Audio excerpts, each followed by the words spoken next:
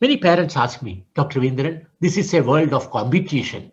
I mean, such a dangerous place. Everywhere it is competition. How should we encourage or help our child and motivate him for competition and things like that? Sorry, I would rather say do not inject competition at all. It's not necessary. If at all you have to, encourage the child to compete, we say, psychologists say, a vertical combination is competition is better. What is a vertical competition?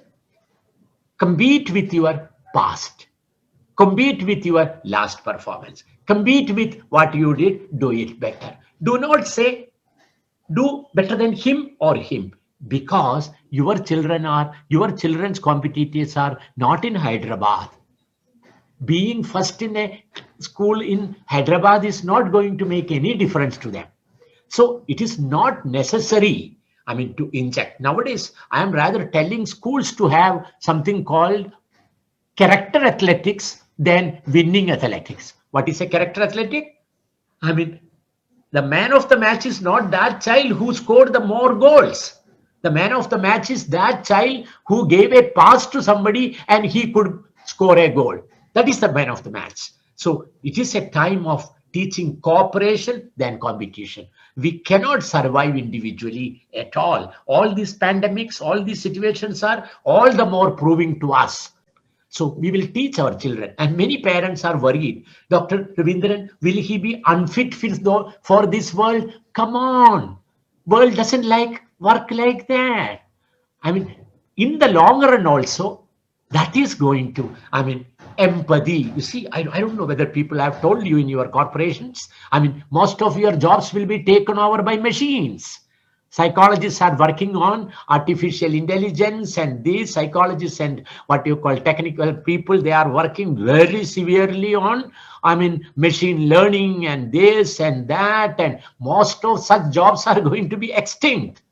But human qualities, empathy, the capability to understand by my this action what the other person will feel, the capability to understand the other person's feeling, understanding your own feeling, what we talk about, the emotional intelligence, not the, cognitive intelligence, not the IQ, but the EQ. A time is going to come.